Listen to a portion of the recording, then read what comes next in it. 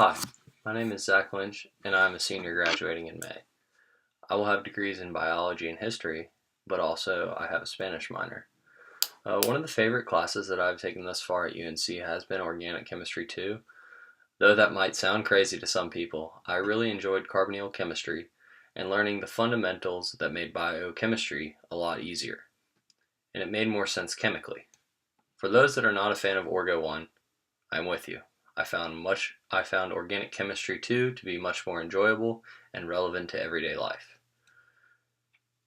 For those looking for 2 cents of advice for this course, I found reading the textbook to actually be very helpful, and I believe that coming to my mentor-led recitations will aid in your studies.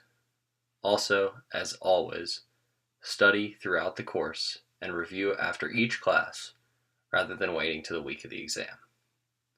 Today, I will go over the mechanisms of acetal formation in acidic solution. Though there are many reactions with carbonyls, they all follow the same principles, and learning these reactions in chunks will make test day much easier. I will now go over the formation of acetal formation through two equivalents of an alcohol in a reaction with a ketone. So as you know, a ketone is an oxygen attached to two carbons, and we're going to do this reaction in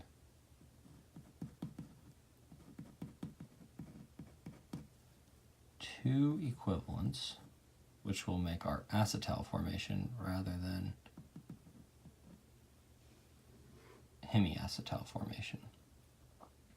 The first point in acidic solution to make the reaction occur is the protonation of the carbonyl. As the solution is positive, the electrons from the oxygen can pull off this hydrogen, and this will leave you with a protonated ketone. At this point, the oxygen is more able to nucleophilically add to this carbonyl.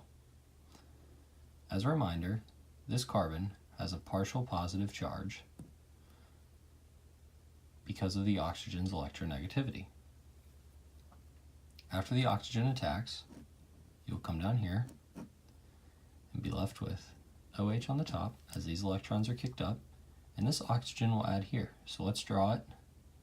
We have an O, the H from here, and it is attached to two carbons. Because oxygen now has three bonds and one lone pair, it is a partial positive charge. This is what we are left with. It is now important that we remove this positive charge with the base from solution. We'll attack here, the bond between the hydrogen and the oxygen will kick down, and we will be left with a hemiacetal. It is important. If we only had one equivalent of the reaction, this is what we would be left with. However, since we have two equivalents, the reaction can continue. In order for the reaction to continue, we again need to have a carbonyl. How does this occur? Base in solution that we can protonate either the hydroxyl or the group down here. What we must do, these will attack here to get that base, and we will be left with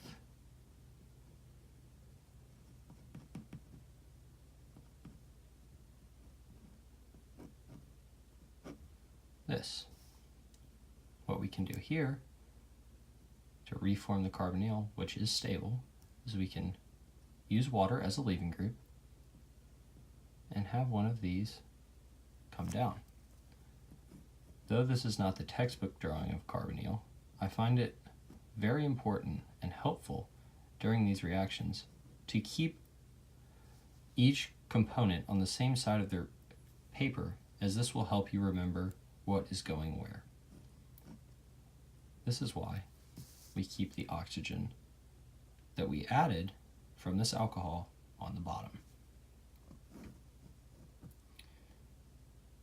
Next, we have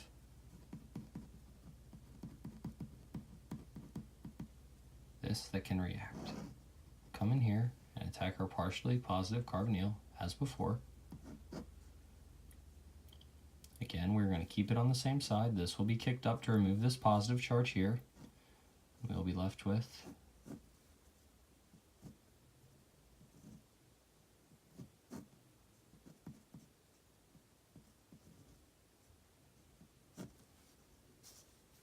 what must we do to remove this positive charge now?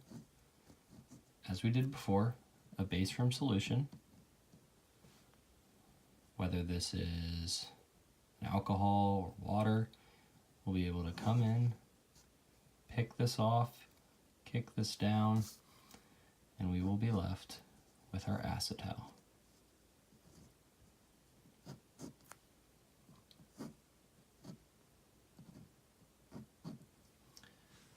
This is just a brief overview of acetal formation, utilizing a ketone in the beginning, and we end up with an acetal.